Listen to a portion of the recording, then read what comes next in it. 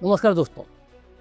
पंजाब में 2027 में विधानसभा चुनाव होने हैं। सिर्फ 8 महीने बचे हैं, लेकिन चुनावी तैयारी के हिसाब से देखें तो कुछ ही महीने बचते दिख रहे हैं। और इधर कांग्रेस में मारधाड़ स्टार्ट हो चुकी है। कांग्रेस दो गुटों में बट गई है। सांसद अमरिंदर राजा वड़िंग को प्रधान बनाए रखने पर पूर्व सीएम चरणजीत चन्नी ने कांग्रेस हाईकमान को भड़का दिया है।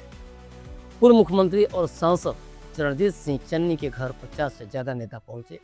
बैठक हुई, नाराजगी खुलकर सामने आई और फिर साफ कहा गया कि अमरिंदर सिंह राजा वड़िंग को पंजाब कांग्रेस अध्यक्ष बनाए रखने का फैसला मंजूर नहीं। यही हुआ था 2022 में, तब नवजोत सिंह सिद्धू हाईकमान पर दबाव बना रहे थे। आज चरणजीत सिंह चन्नी उसी अंदाज में पंजाब कांग्रेस के फैसले को चुनौती दे रहे हैं। अब चन्नी गुट कह रहा है कि एक हफ्ते बाद हाईकमान से मुलाकात हो, बात रखी जाएगी, विरोध दर्ज कराया जाएगा। लेकिन इस एक लाइन के अंदर पूरी राजनीति छिपी है। कांग्रेस का बगावत तो निचले तबके कोई नया नहीं है, लेकिन चन्नी की यह सिर्फ शिकायत नहीं है, यह प्रेशर है सीधे सीधे कांग्रेसी आलाकमान। यह मैसेज है कि अगर फैसला नहीं बदला तो पंजाब कांग्रेस में अंदरूनी लड़ाई और खुलकर बाहर आ सकती है।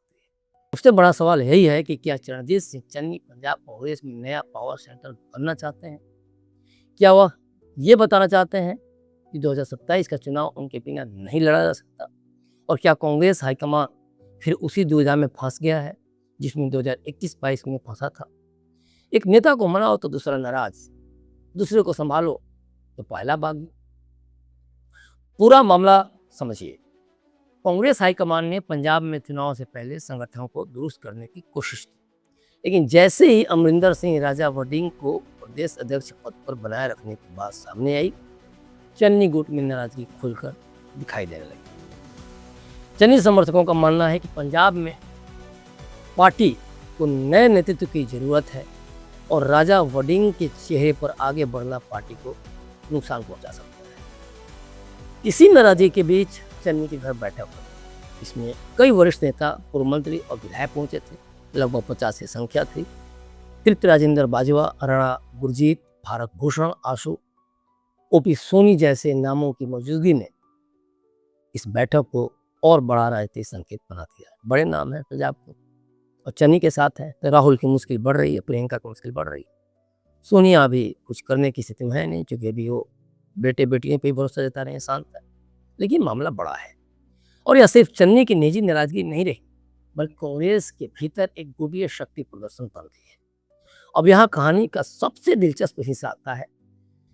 चन्नी जिस रास्ते पर चल रहे हैं, वैसा ही रास्ता कभी नवजोत सिंह सिद्धू ने अपनाया था।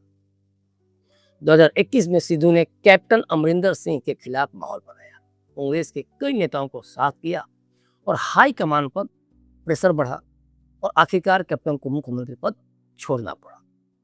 लेकिन जब मुख्यमंत्री बनने की बारी आई तो हाईकमान ने सिद्धू को नहीं, चरणजीत सिंह चन्नी को आगे कर दिया। उस समय सिद्धू नाराज हुए, इस्तीफा दिया, फिर मनाए गए। लेकिन चुनाव के दौरान सिद्धू और चन्नी की खींचतान इतनी बढ़ गई कि कांग्रेस का पूरा चुनावी एक मैसेज कहा जाए जनता के बीच गया ही नहीं, या फिर कह सकते हैं कमजोर पड़ गया। जनता तक यह मैसेज गया कि पार्टी सत्ता में रहकर भी अपने नेताओं को एक साथ नहीं रख पा रही है, और राहुल को खास तौर पे लेकर जिस तरह से एक नेतृत्व के तौर पे कमजोर करके आंका जाता है, तो वो भी एक मैसेज। आज वही तस्वीर उलट कर सामने आ रही है। अब सिद्धू चन्नी के फैसलों पर सवाल उठा रहे थे, आज चन्नी राजा वड़िंग के नेतृत्व पर सवाल खड़ा कर रहा है। इसलिए राजनीतिक गलियारों में यह चर्चा तेज है कि पंजाब कांग्रेस कहीं फिर 2022 वाली गलती को नहीं दोहरा रही है। अब इस पूरी लड़ाई के 3 फैक्टर हैं, जरा इन पहलुओं को समझिए।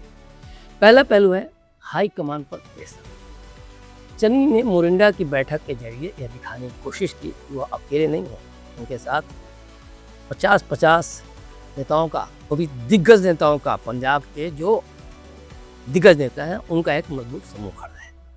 कई लोग बैठक में आए, कई ऐसे भी बताए जा रहे हैं जो खुलकर नहीं आए, लेकिन अंदर से चन्नी के साथ है। सब कुछ चेहरा अपना सामने नहीं रखना चाहता है, क्या पता कल ऊँट किस करोड़ बैठे, तो अपने आप को बचा कर रखते हैं। नेता तब तक खुली बगावत नहीं करते हैं जब तक उन्हें यह भरोसा न हो कि उनके पीछे कुछ वजन है। दूसरा पहलू है राजा वडिंग गुट की प्रतिक्रिया। अगर कांग्रेस हाईकमान चन्नी के दबाव में प्रेशर में आकर राजा वडिंग को हटाता है तो वडिंग समर्थक गुट नाराज हो सकते हैं। राजा वडिंग अभी प्रदेश अध्यक्ष हैं, उनके पास संगठन की जिम्मेदारी है, उनके साथ भी नेता और कार्यकर्ता जुड़े हुए हैं। ऐसे में हाईकमान अगर एक गुट को खुश करने के लिए दूसरे गुट को कमजोर करता दिखा तो पंजाब कांग्रेस की लड़ाई और गहरी हो जाएगी, इसमें कोई दो मत नहीं है। तीसरा पहलू पे आते हैं, 2027 का चुनाव है। कांग्रेस को पंजाब में आम आदमी पार्टी सरकार के खिलाफ मजबूत विपक्ष बनकर उतरना था। उसे जनता के मुद्दों पर सरकार को घेरना था। लेकिन अगर पार्टी का अपना ही घर टुकड़ों में बटा दिखेगा, मारधाड़ अंदर दिखेगी, लड़ाई दिखेगी, वैमनस्य दिखेगा, तो चुनावी मैदान में उसका मैसेज क्या जाएगा? ऑब्वियसली पार्टी की पकड़ नहीं कार्यकर्ताओं पे, नेताओं पे, इससे कमजोर होगा मैसेज। कार्यकर्ता भ्रम में पड़ेंगे, टिकट चाहने वाले नेता गुटों में बटेंगे और जनता के सामने यह सवाल खड़ा होगा कि जो पार्टी खुद को नहीं संभाल पा रही है वो पंजाब कैसे संभालेगी। यही कांग्रेस ने बिहार में किया राजद के साथ या फिर अपने घटक दलों के साथ, वहाँ इतनी बुरी हार हुई सबने देखा।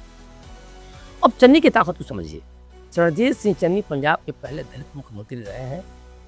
पंजाब में दलित वोट बैंक बड़ा और निर्णायक माना जाता है।